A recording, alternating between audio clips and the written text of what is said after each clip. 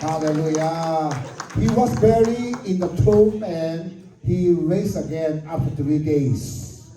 你同咗將年同日起自土呀，多年而家我們燒起，話你多年出埋背呢啊，而家你都變些咧，你都看到些到這玩意，你都啊別下次邊，一看耶穌有麻煩啊，明天就烏別講起嚟，即係嚟啦，烏別講起嚟，但係啊，都嗱都話㗎啦，幫先咧。Polytheistic believing or worshipping multiple gods.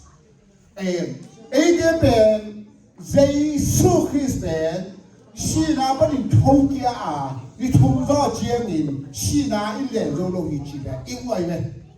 Ko le, ta sunga,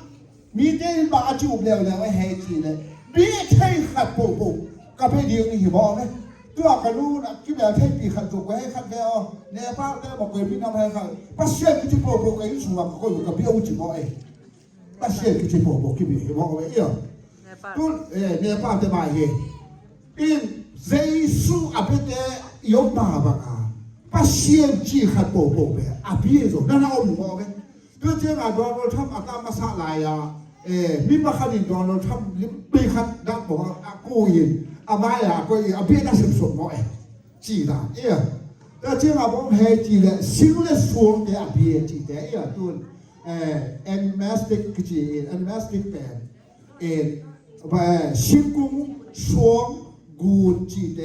跟現在係做咩呀？阿爸話的阿出比賽就報下做，那我來啦，把線邊，把線邊啊，佢接得，我講呀，我上鋪，哎，看到買做到行到咩呀？mana saya na puso na siwa iyo na puso na siwa ta na kalakahara ulen bakbak iyo ko ma puso na lo diri iyo bakbak lo ka shen tu ngai sum be ni na ho nang chi su ta nang tau ta che wa tu gen te ro in lu lam do iyo again ni ke thei ta lo chi ka min ta ni tu ni ka gen lo pe mo hai chi le suom a pie zo om a si a pie zo om ta pa wa a pie na chi te lo sim a pie zo om ga thi a pie zo om Dude,